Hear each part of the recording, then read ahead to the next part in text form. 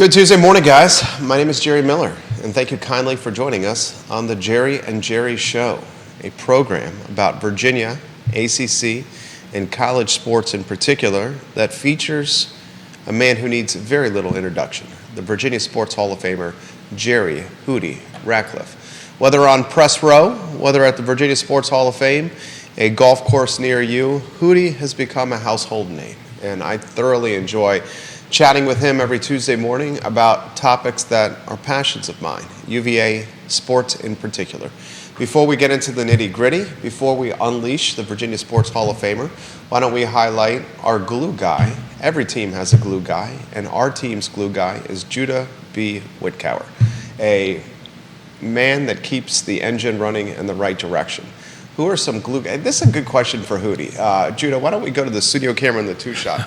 Some of the best glue guys that you can remember from Virginia sports. Good morning, my friend. There have been a lot of great glue guys out there. There have been, and one of them's still around from the mid-'90s, and that's our good friend Jason Wilford, who was the ultimate glue guy back on the Jeff Jones team that went to the Elite Eight in '95 and was a hairbreadth from going to the Final Four. Had they been a little healthier, had they not run out of gas, I think they would have made it to the Final Four. And who knows what happens when that occurs. And Jason was, everybody referred to him as the glue guy, and I think he certainly lived up to that reputation. What constitutes in your Hall of Fame notebook a glue guy? He's just a guy who he doesn't have to be flashy. He doesn't have to be a superstar, but he has to be solid. He has to be a leader. Can be a quiet leader, lead by example, but he holds the team together when adversity strikes, and knows how to overcome problems. He's a good locker room guy, not just on the court, but overall in the program, and that can apply to any sport pretty much. Glue guys of today's era that you'd highlight, perhaps from the basketball team. From this era? Yeah.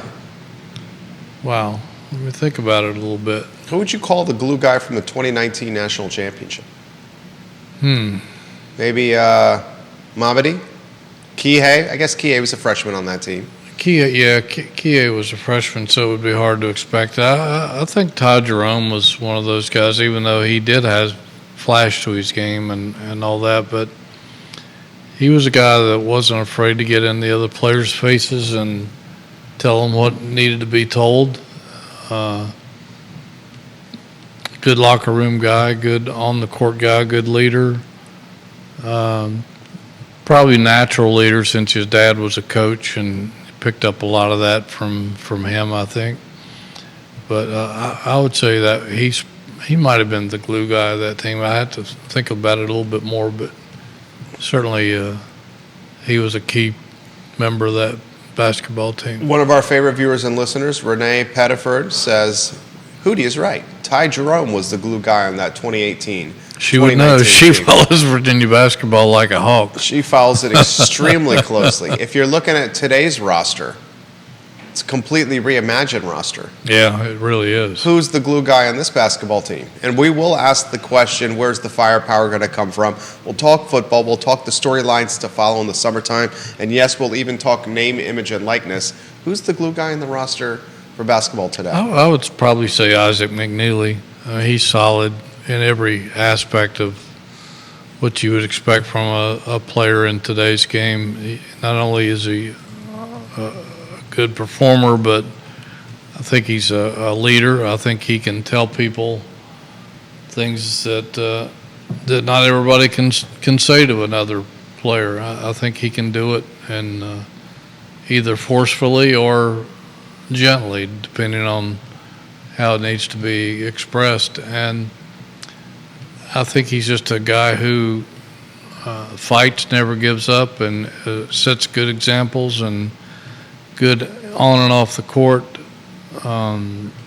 Just a solid kid overall. Questions are coming in. Do you think this basketball team will be preseason ranked in the AP poll? And the follow-up to that is this a contender for a 2024-2025 ACC title? Well, it's hard to put those kind of expectations on a team that is Completely brand new. completely brand new.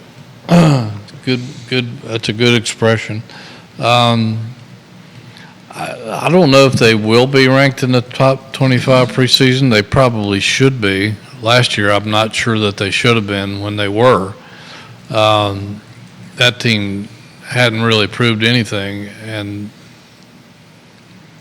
really never lived up to all of its expectations because the offense was so inefficient. But I think this team certainly is worthy of a top 25 recognition, and even though this team hasn't proven anything either, they do have guys that have played important roles on other Power 5 or Power 4 now conferences, and proven that they can compete at this level of basketball. This basketball team, do you say better in the preseason or the summertime than last year's basketball team? Now, you do have the benefit of hindsight with how this last year's basketball team ended up performing. But on Right. paper, at this point of the year, would you say this team is better? I would, and we did have high expectations for last year, and Very high. the offense just never really came together. Maybe a couple of times, but it wasn't consistent and it wasn't efficient. And some of the guys, frankly, just didn't have good years, and they came up way short of expectations, not only ours, but probably their own. And you can't have a couple of guys to fall short like that and compete for the way that Virginia's standards are. Kevin Yancey's watching in Waynesboro. He says, "Good morning, J Cubed." I like that. Judah Wickhauer's in the mix right there. There with he is. J Cubed. Kevin Yancey, I may cherry pick that from you, my friend, for future programs. I want to talk about summertime stories to follow. Storylines in the summer, slower time of year. It allows professionals like you to catch your breath. This guy grinds once the start of training camp opens for football, all the way through now. I mean, let's cut to the chase. It's into June with this baseball team. Right. Going to Omaha 3 of the last 4 years, the winningest program since O'Connor's taken over here in Charlottesville. Summertime storylines to follow, Hootie. Well, all the new basketball players are here now, working out. They've already started practicing, and they are allowed to do some practices together. I'm not sure what the modern NCAA rule is on that, but they are allowed to work out with the coaches to some degree.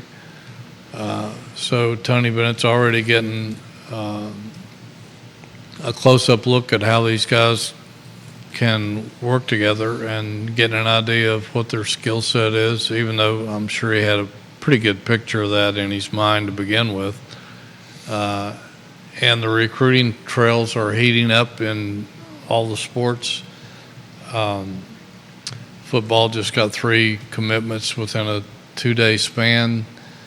And basketball, Tony and his staff are out looking at 25 and 26 players. Including Derek Dixon, which I read on JerryRatcliffe.com. Exactly. They were all over him this past weekend. Every game he played for his Gonzaga, with his Gonzaga teammates. And so they're scouring the countryside looking for talent. And meanwhile, camps will be going on. Football players some of them are, I imagine, here doing their summer workouts, strength and conditioning. Everything's kind of on pause right now. The baseball and other sports, some of those sports transfer portals are open. And of course, the Paris Olympics coming up with lots of Wahoos represented there, particularly in swimming. What an incredible week for UVA swimming.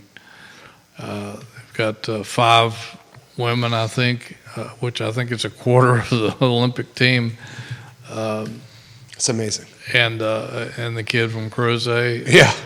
amazing as well. And the women's National Olympic swim coach, Todd DeSorbo's UVA coach. Emma Navarro and Danielle Collins from UVA tennis were on the U.S. Women's Olympic tennis team. So lots of Wahoos going to be strolling around in Paris. Virginia senior Gretchen Walsh will be there. She'll be joined at the Paris Games by her sister Alex. That's amazing. I mean, think about this. The parents of the Walsh girls, they have 2 kids in the Olympics representing America. That's mind-boggling. It's absolutely mind-boggling. UVA teammate Emma Weber will also be there, and former Cavaliers Kate Douglas and Paige Madden in the Paris Olympics. That's July 27th to August 4th. So we're, call it a month away from watching Wahoos on the national stage shooting. International stage. Yeah, international. Thank you. Yeah, I mean, and I expect them to do great things. I think they're going to bring some gold medals home for sure. I mean, Alex Walsh, Douglas, and Madden all won medals in the 2020 Tokyo Games. Mm-hmm. Yeah, I mean, it's just, who would have ever thought that Virginia's women's swimming program 10 years ago would be at these heights? I mean, they're a dynasty, and it just carries on past the NCAA's. Now they could make world history, really. I mean, Gretchen already broke the world record last week. Who knows, she could do it again or break another world record. All kinds of national and UVA and other records were set by her and some of the other swimmers during the Olympic trials. So it should be fun to watch. Gretchen Walsh set a world record in the 100 butterfly, and I'll tell you what, you got Douglas, the swimmer, who is what you win 3 different events in the Olympic trials, the team trials. This Paris Olympics will be orange and blue, well represented. You talk about tennis, a sport near and dear to my heart. 2 Virginia athletes in the Olympics with tennis as well, Hootie. You've highlighted that, touched on that. Maybe we touch on that a bit more. Yeah, I mean, it's both of those players are enjoying great careers right now. I mean, Danielle Collins is coming toward the close of hers, I think. Emma Navarro is just really getting started. They come from diverse backgrounds. I mean, Danielle Collins is not your typical country club girl with going to national clubs to groom her game through her early years. She grew up in a very modest background and worked hard for every ounce of success she's had, and man, she's had a great year. I mean, she's won some tournaments. She's been in the finals of some others. Just been really hard to beat, and she's fun to watch because they call her the Danimal or something like that. Her name still resonates at the Borsad around the tennis courts. I can imagine. They talk, every time I hear Danielle Collins' name come up, and you're talking a 30-year-old tennis player. She started her career at Florida, finished her career at the University of Virginia. She's got nearly $9 million in prize money on the pro tour of the WTA. When they talk about her, when I hear them talking about her, they talk about how tenacious. That's her brand. Tenacious. That's her brand. A bulldog will run through you. Training partners, sparring partners, teammates. She knows one speed, and that's aggressive. Yeah, I mean, she grew up hungry, and it's never stopped. I'd love to get her on a podcast sometime in the future, but and I've tried. It's hard to reach her. It really is. And then Emma Navarro. I mean, she grew up with a very wealthy family in South Carolina, Charleston, I believe, and I think she might have a younger sister who plays, I believe. But anyway, she's only been a pro a couple of years and has had some mild success already. And the fact that she made the Olympic team is very impressive. Her father, Ben Navarro, Yeah, a billionaire, yeah, owns a bank, massively involved in tennis. Mr. Navarro is. He's a hotelier. He is a tennis champion. He's a tennis aficionado.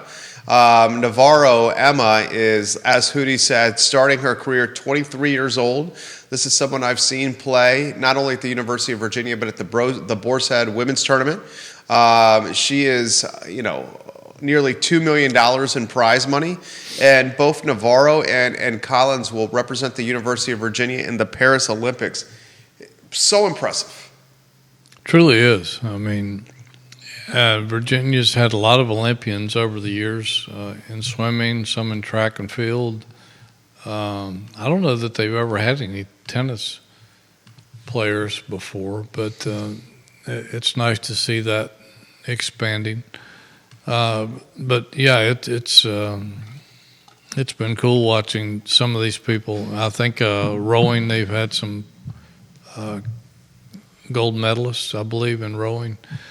And I'll always remember Paul Ehring, the 800-meter guy from Kenya, who I got to know pretty well when he was here, and he was amazing to watch. Who was besides Ralph, we know Ralph, larger than life, the most larger than life athlete you've covered at the University of Virginia? Huh. I mean, Ralph Sampson in Charlottesville was like the Beatles, the Backstreet Oh, Boys, yeah. Justin Timberlake. No question. Sean and Herman Moore were quite fascinating to watch and cover because they led the nation in as a passing duo that year. 89 and 90, they were nearly unstoppable. Terry Kirby, Thomas Jones, Chris Slade to some degree on the defensive side of the football. Can you throw Chris Long in that mix? Chris Long, Jim Dombrowski, even though he was an offensive lineman, he's in the College Football Hall of Fame. Quite a few guys. Aaron Brooks, Don Mikowski were pretty dominant for their time. Both went on to become great NFL players. Mikowski, with the Packers and the Colts? Yeah, he's in the Packers Hall of Fame. Brooks started with the Saints. Yeah. A dual threat quarterback before maybe dual threat quarterback was a thing. He probably was Michael Vick before Michael Vick. He didn't like to run the football, and he admitted that. But had he been more of a runner, I think he would have put up Michael Vick type numbers in college. But he became a guy that wasn't afraid to run it. But he ended up throwing for an incredible amount of yards with the Saints.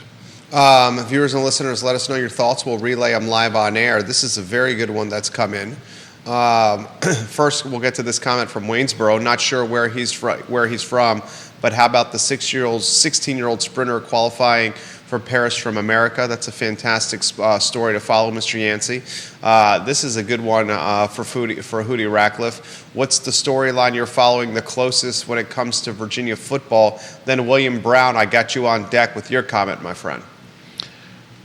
Well, there's really not much going on in football right now. That won't heat up until early August when training camp starts, but there'll be numerous storylines at that point. I think whether Virginia's defense can return to its form from 2 years ago. Last year was a big disappointment. They had a lot of injuries, and as we know, the program is not to the point where it can afford a lot of injuries because there aren't there isn't a lot of depth. But some of the players they have on that side of the ball are outstanding. They have two of the top-rated defensive backs by Pro Football Focus, which means they should have one of the better secondaries in the ACC for sure. They've got a lot of experience up front. They have a couple of budding stars. They have a couple of transfers. Offensively, I think the quarterback race is going to be an interesting dynamic. I think that's the first storyline to follow. How does he manage that? He's got two starters.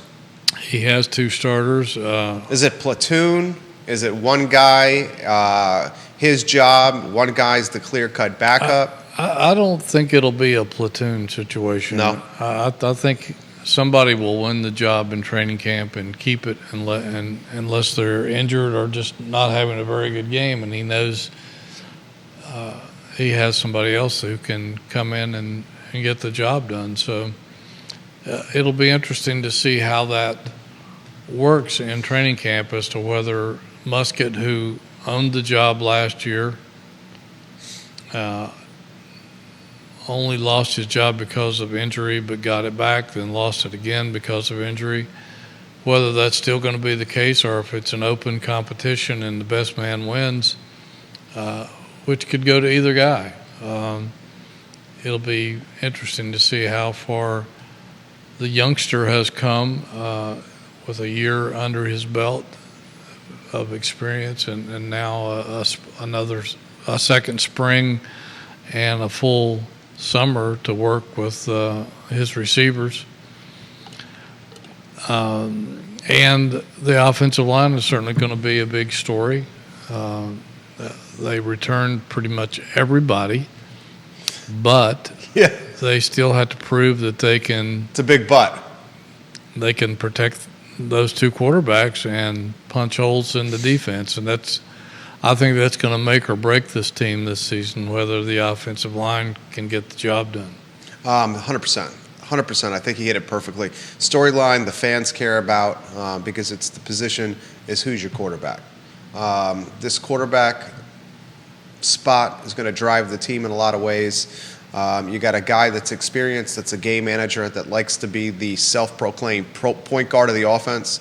And then you got a rising second year, Calandria, that's got a Brett Favre mentality, a gunslinger that does things out of the pocket. He's special, he's magical, but with that comes mistakes, comes risk. A lot of high risk, high reward, but mistakes are part of that. I think with this football team, maybe you see Calandria in the 2 slot because you know what you have with his counterpart. Maybe you're looking for low risk as you manage this game. You run the football. Elliott wants to cement the run, establish the run. He's a run-first type of coach. If the offensive line can create holes, maybe you see this team have a smash-mouth running identity. But if the losses start mounting up, I would not be surprised if Elliott starts working in that position and putting Calandria in the mix to see what kind of upside he can bring. Well, we know that he can move the football, and we know that he can put points on the board, and that's what modern college football is all about. It's very challenging to win a game today without scoring 30 points, and sometimes that's not enough, as we've seen time and time again. But certainly Calandria has those capabilities. He threw for an amazing amount of yardage last year as a rookie. Didn't really know what he was doing, but learned by the seat of his pants. And Musket is old reliable. I mean, Musket's what, is he 23 now? I mean, he's a grad student. Yeah, he doesn't make mistakes. He doesn't beat himself. He's tough. He's gritty. He's what you want in a quarterback. He's a leader. His teammates respect him. Not that they don't Calandria, they do him too. But both those guys have proven that they can win. They just need to refine their games a little bit and get more help.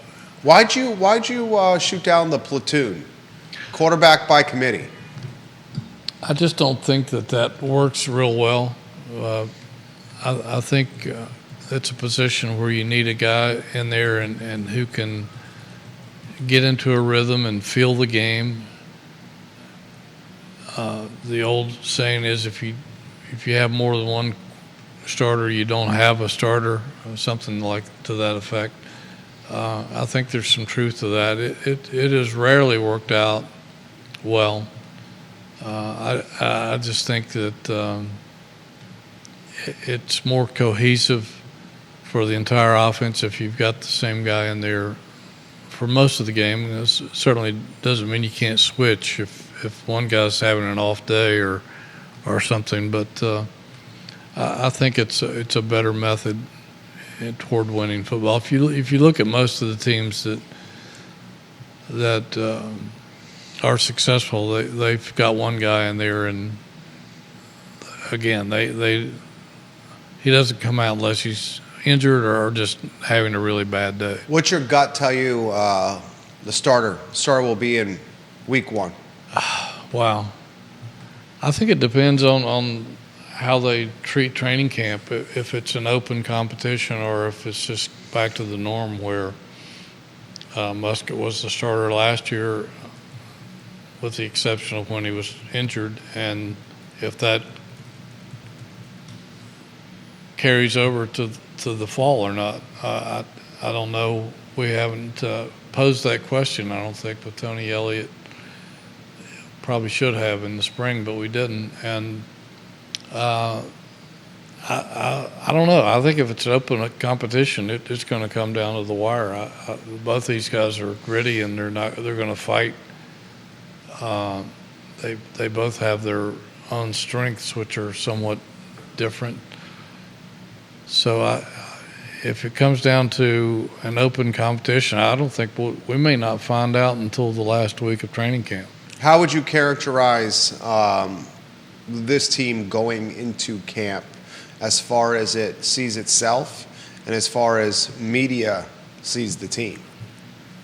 Oh, I think the overall media probably sees this team as not the way that the team sees itself. I think this team has a lot of confidence in itself and believes that it can win.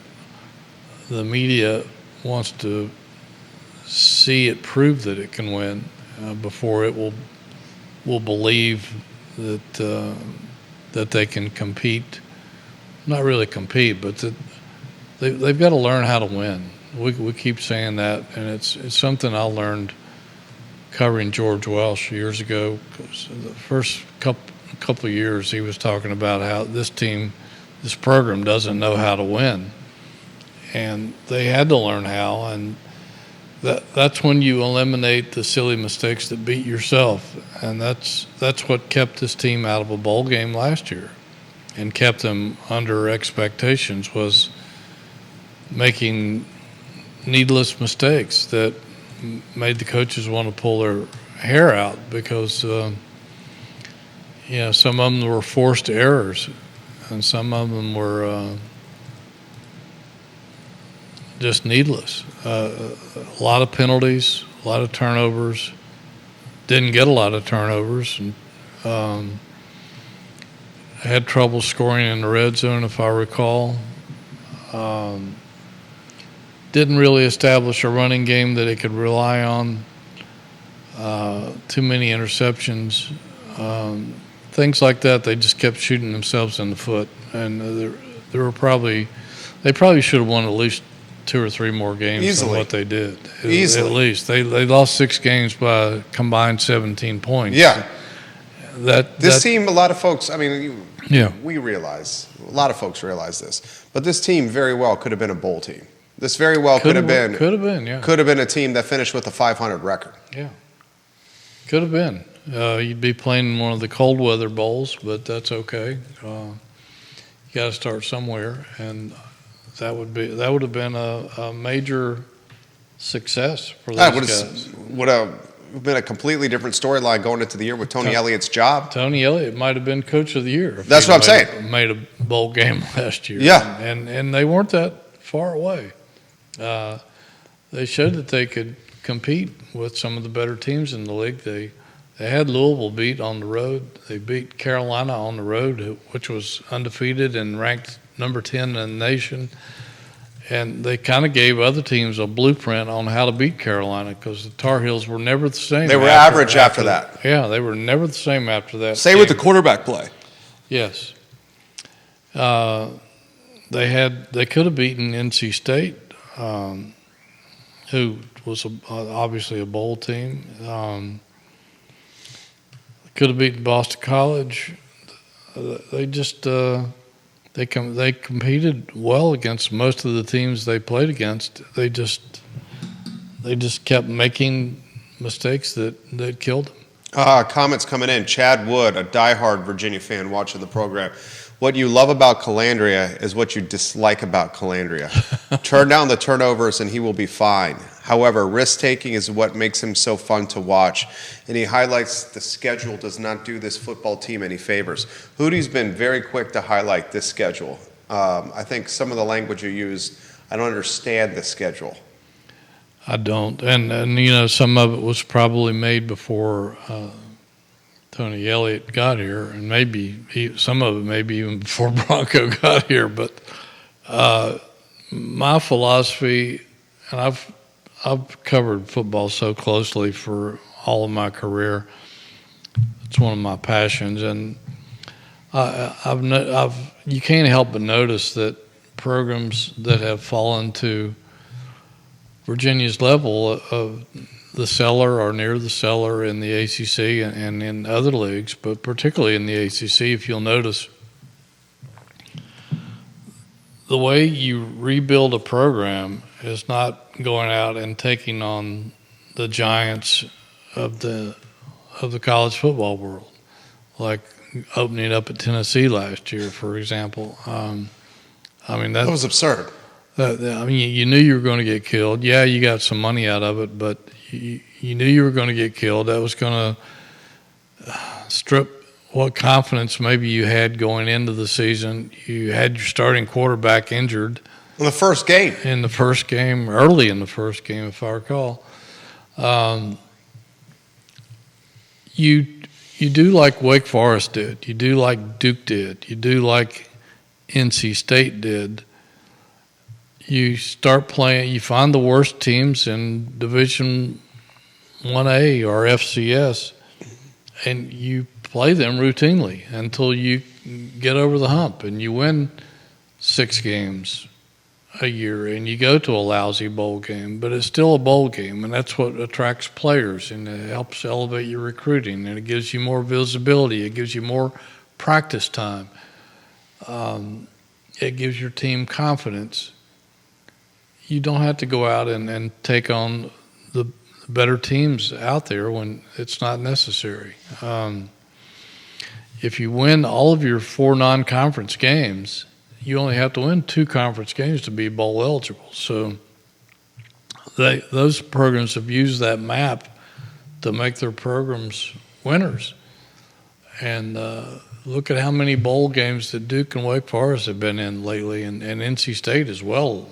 They're well past that, but that's how they got things turned around when they fell on hard times. And I think that's the way you do it. I don't understand why you go out and you purposely try to find difficult teams to play when it's not necessary at this time and place. This team matchups that are beyond challenging. You're at Death Valley.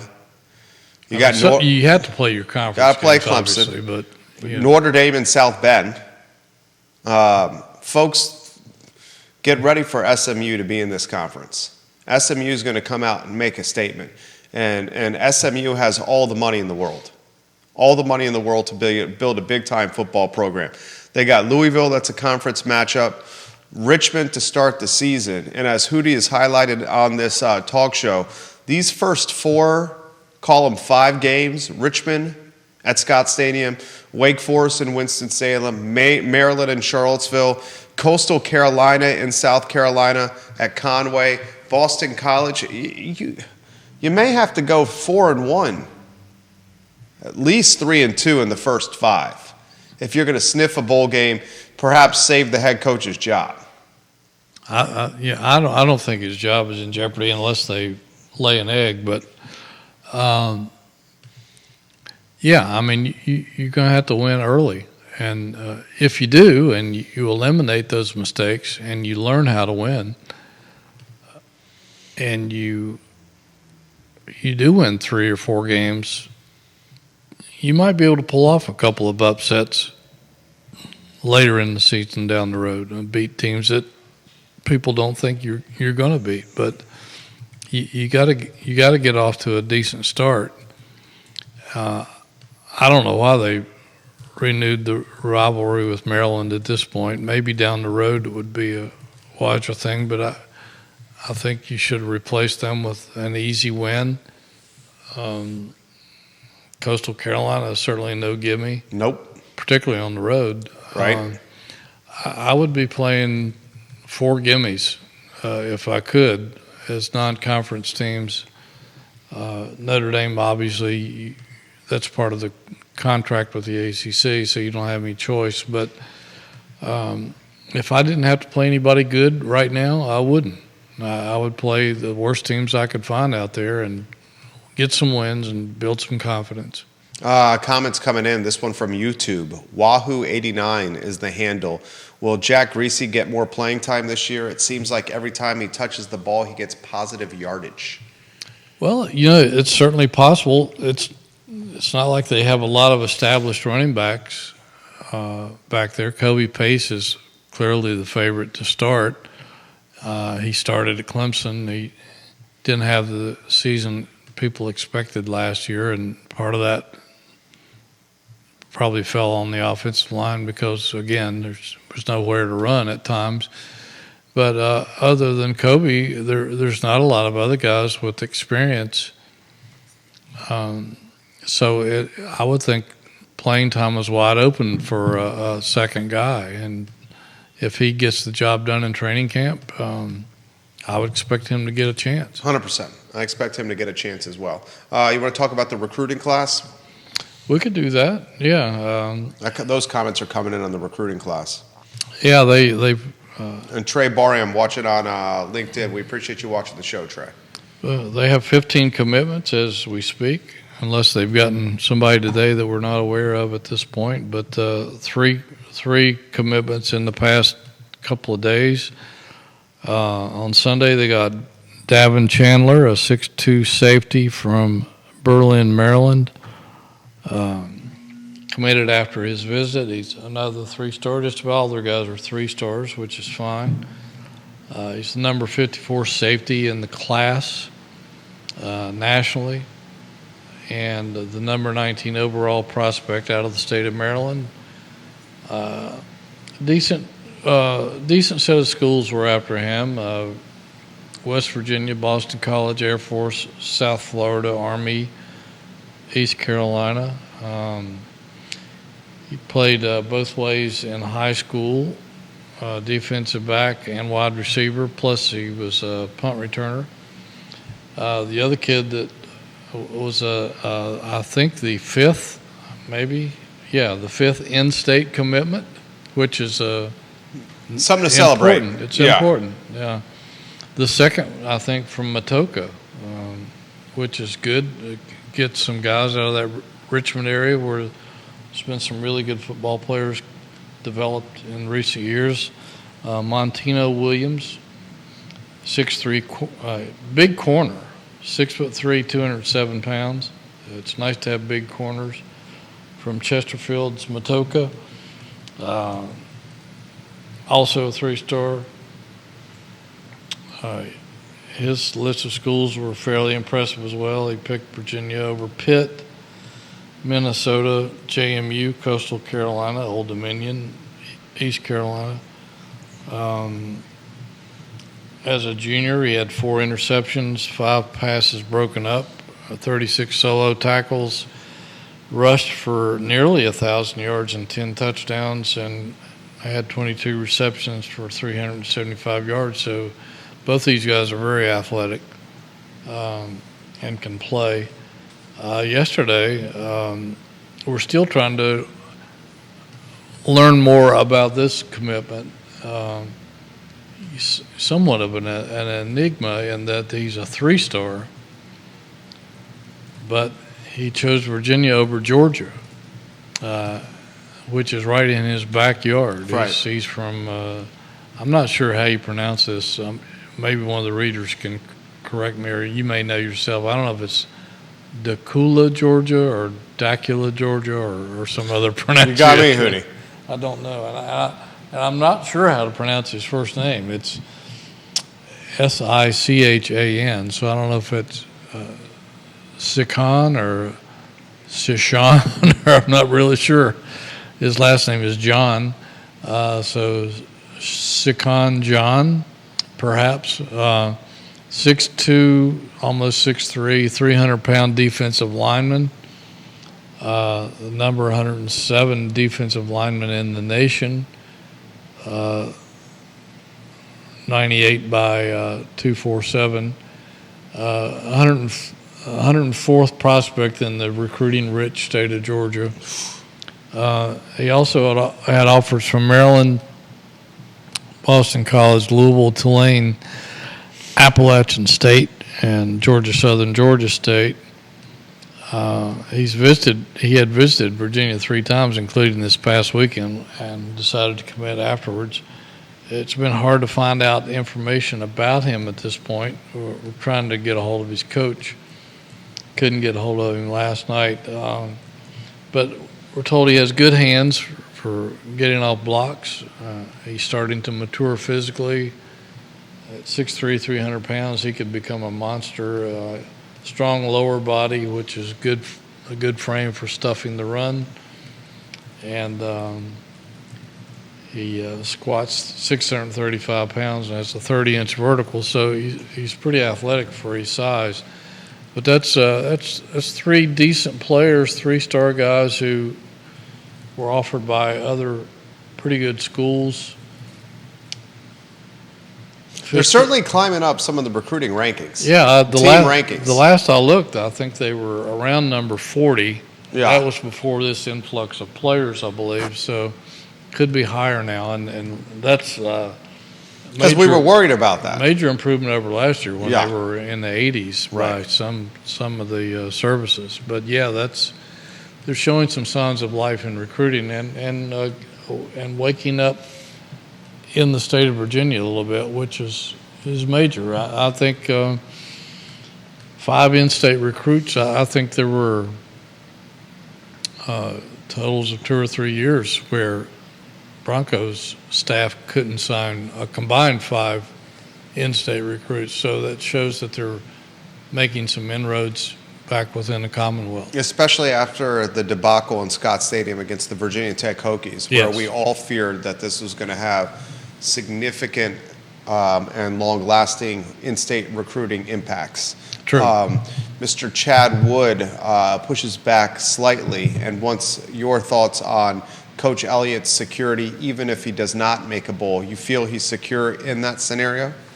Yeah, I think if they lay an egg and they only win 2 games, Then if they win 3 games, that it's going to be pushing. I think they're going to do better than that, honestly. They have 85% of their offensive productivity returning, which is in the top 5 in the nation. They just got to, again, they've got to cut out mistakes. But if he comes out and totally flops, he could be gone. But I think otherwise. I don't think Virginia's going to fire a coach after 3 years, unless it's just an obvious disaster. But I think if he wins 4 games, possibly 5 games, I think he's very secure. I think it shows signs of progress and signs of developing. He now has the football operations center, the Hardy, after Robert Hardy and Yep. his wife Molly. the rector of the Board of Visitors, owner of Keswick Hall, Yep. among others. They have that building now to showcase. which should help attract a higher level of recruit. Randy Clark in Gilbert, Arizona is asking about that. He says, have you toured the new operations facility? I have toured it. I toured it. It was right during the super regionals, so we didn't get a chance to write a lot about it at the time. I did write one story about it, and this week I'll be doing a little bit more thorough story, particularly about the weight room, and I'll be giving a little virtual tour of some of the videos and photographs I took. My son put a nice piece together on that, and so we'll be showing that on our website, which essentially shows you every room in the building, from the weight room to the training room, the sports medicine room, the recovery room, players lounge, where they eat, a little tribute to the 3 tragically slain players. That was very important to Tony Elliott to have that included, to the locker room, which is mind-blowing. James Bond quality, Jerry. You can use your eye scan to get into the building. State-of-the-art stuff. Team meeting rooms, position meeting rooms. The coaches' offices weren't complete at that point, so we didn't get to go in there. But a really solid building. I mean, it doesn't have some of the bells and whistles that perhaps the Oregons and the Clemsons and some of those schools have, but it's very functional. It has everything a player needs. It's all under one roof. They can eat, study, sleep, hang out together, bond, recover from injury, etc., all under one ceiling, and that's pretty nice. I think the players were blown away when they went in, and I'm sure some of these recruits coming in are getting blown away as well. Comments are coming in quickly here. Chad Wood says, thank you for that answer on Coach Elliott. Hootie, this one's come in. Does the new facility stack up with the perennial powers? I think in terms of efficiency, it certainly does. Again, it doesn't have some of the thing. I got a personal tour of the Oregon building when I was out there a few years ago, and that was and may still be, the Taj Mahal of all the football buildings in the country. It was the first one, and nobody knows really how much money they spent. I spent time with the assistant AD that day after my tour, and we talked about the building extensively, and I asked him, because a lot of people knows that Phil Knight and Nike money was behind that, and I asked him, I said, well, there's rumors of how much money you guys spent on this building. He says, I don't know, and I don't want to know. And I know they went to the extreme. They ordered furniture and floors and wood from exotic places around the planet to enhance that building. They left no stone unturned. It's fabulous. It blew my mind when I walked in it.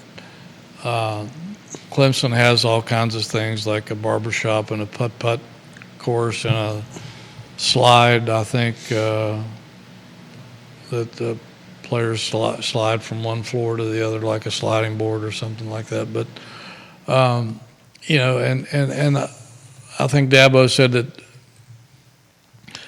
yeah, it's bells and whistles, but it also gives the players a chance to bond together where they might not otherwise. So I could see the purpose behind that. Some of these other buildings are cost a lot more, obviously, but I think Virginia got a lot of bang for its buck, and while it might not be the Taj Mahal of college football, it certainly is a very, very, very efficient building It's beautifully designed. It's when you walk into it, you can't help but be impressed with because they've got everything that a player needs. The weight room is. We talked to the coach there, and he's been at all the weight rooms that count in the country, I think, and he said this can go up against any weight room in the country. It's certainly better than some NFL operations centers. That's amazing. Because I've been in a couple of those, and this is better. So yeah, I think it may not be up on the top 10 in terms of money spent and lavishness, but in terms of efficiency, it certainly is in the top 10. Comments coming in quickly here. Viewers and listeners, we appreciate your comments. Bill Dunn, the old strength coach at UVA, is being highlighted on the feed. I knew Bill Dunn well. As a guy that kept the players always strong and constantly in shape. Bill Dunn and John Gamble. I still hear from John Gamble from time to time. Unfortunately, Bill Dunn passed years ago, but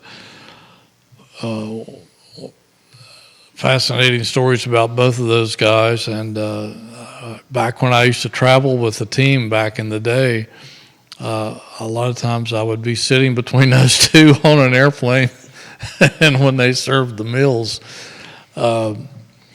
both those guys were eyeing my food as soon as it hit my plate, and I didn't eat a lot, and I'm a very slow eater, and they gobbled their food down very quickly, and I'll never forget them looking at me and say, "You gonna finish that?" And you're like, "Yes." But anyways, I have so many great stories, particularly about John Gamble, because he was a heavyweight power lifter on the national scale, and I'll never forget Bill Dunn going over and watching them work out. This is when they were trying to build muscle on Ralph, and Ralph at that time could do some curls that some of the football players couldn't do. I mean, he was pretty strong. People didn't realize it, but. Bill Dunn said, "Here, feel John Gamble's shoulders, feel his arms and stuff." I don't feel particularly comfortable feeling another guy's arms, but I did, and it was like feeling a rock with a very thin layer of something over it. Skin. Yeah. But it was like a solid rock, and I'll never forget.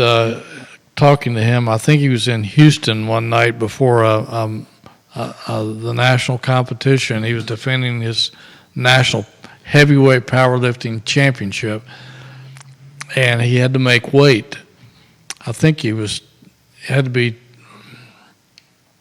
I want to say 275 pounds. I'm not sure.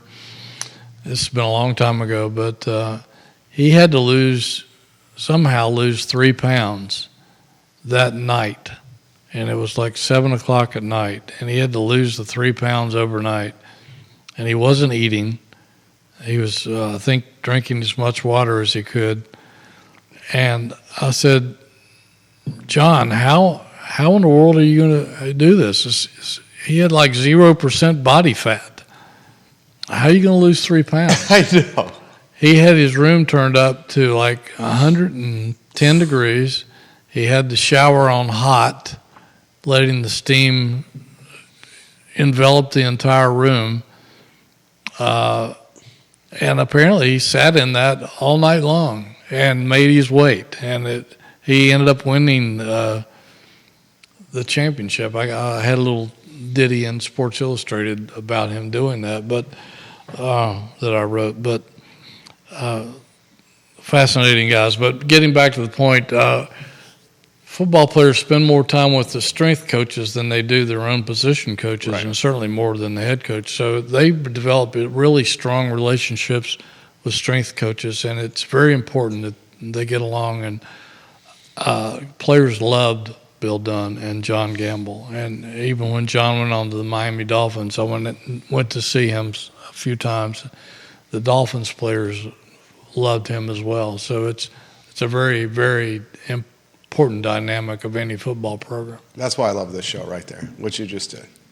The institutional memory of Hootie Ratcliffe cannot be duplicated. And to show you his strength, down at Duke one year, and George Welsh did not have much affection for the Duke program because of Steve Spurrier, but even after Spurrier was gone, and you had to walk from Wallace Wade Stadium. The visiting team had to walk more than 100 yards through a practice field to get to their dressing room before the game, at halftime, and after the games. And this particular year, Virginia had beaten Duke handily and got out.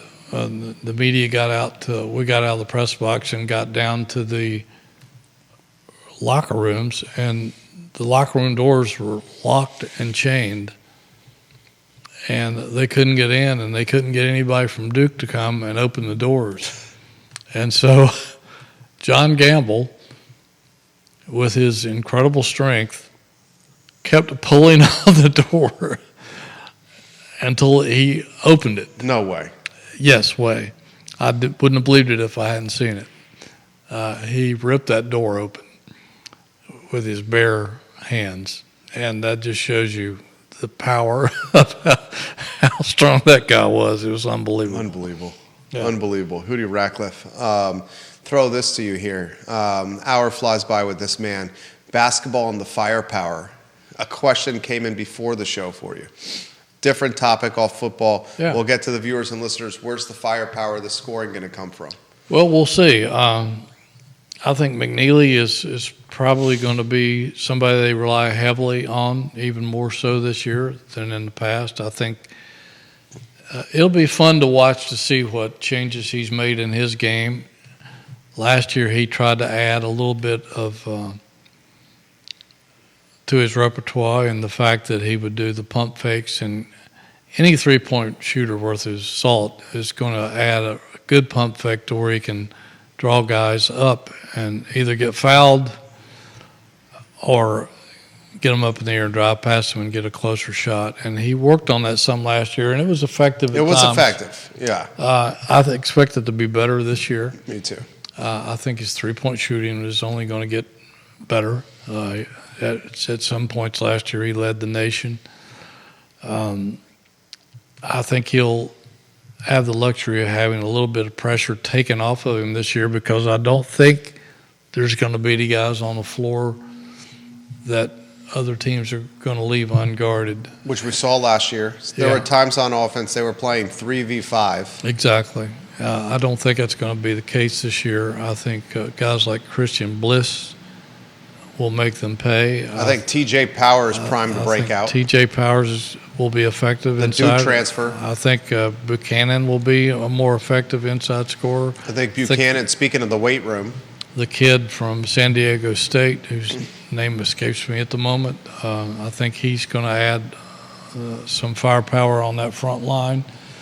I think Worley and Day-Day Ames are going to be they're not going to be people that light up the scoreboard, although I think they're going to have games where they will. I'm very excited about Day-Day Ames. Elijah Sanders, the San Diego Elijah State. Sanders, I think he's going to be I think he's going to be better than people expect. Me too. And I'm really interested to see what this Sharma kid is all about. Canadian National Player of the Year, sharpshooter, had great numbers. It'll be fun to see what he can do. 6'5". Ishan 6'5". Sharma from Canada. Yeah.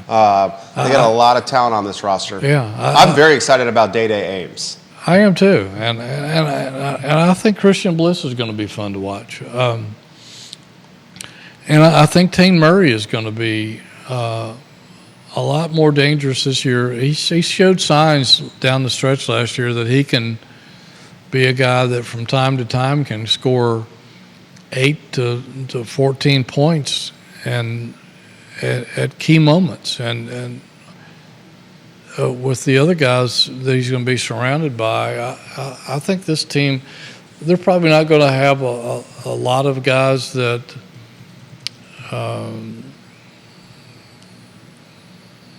I don't know what the proper terminology is, but they're not going to have a lot of guys that are going to fill it up every night, but they're going to have guys who are stable and efficient, and that's all you need. You don't have to have 3 guys that score 20 points a night.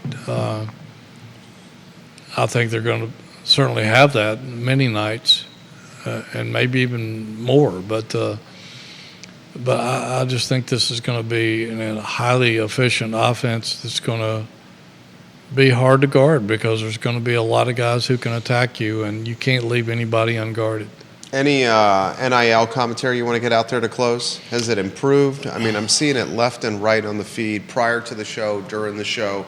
Folks wondering, do we have a chance to compete in a critical off-gridiron, off-hardwood component? Yeah, and I think they are competing. I think the priority is keeping what you've got, and I think they've done a really good job of retaining players in football and basketball. And I mean, it's if you're not gonna compete against some schools like Texas, who, if you saw the tweet recently where they bought a fleet of Lamborghinis and set them outside the Texas Stadium or whatever. I thought initially when I saw that tweet it was for flash, but it was for the players. Yeah, it's for their use. Yeah, they got Lamborghinis for the players. Yes. It's unbelievable. You're not going to see that over at the McHugh Center or the Hardy Center or JPJ. You're not going to see that. So if you're thinking that, forget about it. If a guy's coming here solely for a paycheck, this isn't the school for that. Forget about it. Yeah. Tony Bennett's not interested. Tony Elliott's not interested. The university's not interested. They're not going to get into bidding wars for players. So you forget about that mentality. They certainly are going to have attractive packages that will enhance guys. I don't know what the deal is. Somebody told me that they don't have that for incoming freshmen. I don't know that that's true. I'm trying to find out. But I think the main thing is that they're doing a good job of retaining the talent that they have accumulated with NIL packages. And I think they can compete. If a kid comes in and the first question out of his mouth is, how much can you pay me? That's an immediate turnoff. And I'm not sure that they think that guy's a right fit for their program. Are you going to lose some talent that way? Yeah. But do you really want that kind of guy in your program? Because it could be a locker room problem, a major problem. Certainly some guys are getting paid decent amounts. We're trying to find out more about that as we go. It's not like that Virginia broadcasts how much the NIL packages are. I'd love to know those numbers. We're trying to find out more about that, and we will, I'm sure, as the summer progresses. But can they compete for players? To a degree. Again, they're not going to go out and get into bidding wars for players. They've let some guys go in the recruiting process because of that, and frankly lost some guys because of that. But again,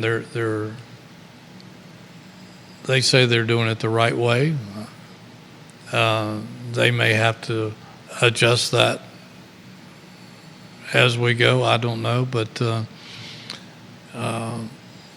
it's not like a wide open thing where the information is available to media or the public. So we're trying to find out more about it as we go. Jerry Ratcliffe, guys, Virginia Sports Hall of Famer, JerryRatcliffe.com, the website. I am on his website every single day. I cannot wait for August and for training camp. I'm ready for football. My favorite sport is generally whatever's in season that time. Football is near and dear to my heart. Grew up going to Scott Stadium with my father and my family. My friend, it's a joy to sit across from you. I love the stories. I love the history. I love the current events. I love the recruiting. I love the notebook, Hootie's Golden Nuggets. I love scatter shooting. The scatter shooting column is my favorite. Been reading the Jerry Ratcliffe scatter shooting column now for, this is crazy, you ready for this? For 22 years. That does blow my mind. Been reading scatter shooting since I walked in as a student at the University of Virginia to this man's newsroom at the Daily Progress. First person I met was Molly Akil, the secretary. Molly was terrific. She's a phenomenal human being. Love seeing her. Hope she's doing well wherever she is. She's married to a fantastic gentleman named Wayne Crawford. They bought an RV, and they routinely RV and enjoy life. Oh, that's awesome. I'm glad to hear that. She's doing great. Second person I met was this man, Hootie Ratcliffe, and the rest is history.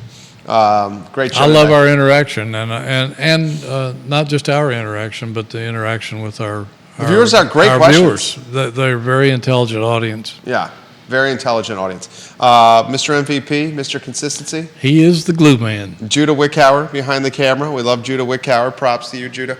The Jerry and Jerry Show, wherever you get your social media and podcasting content. And we very much encourage you to visit jerryratcliffe.com. Just a fantastic source of information. The I Love CVille Show is up in 1 hour and 5 minutes. Our guest, Bo Carrington, a Duke lacrosse player that is now a developer and business person in the Charlottesville area. So long, everybody, and thank you for joining us. That was awesome.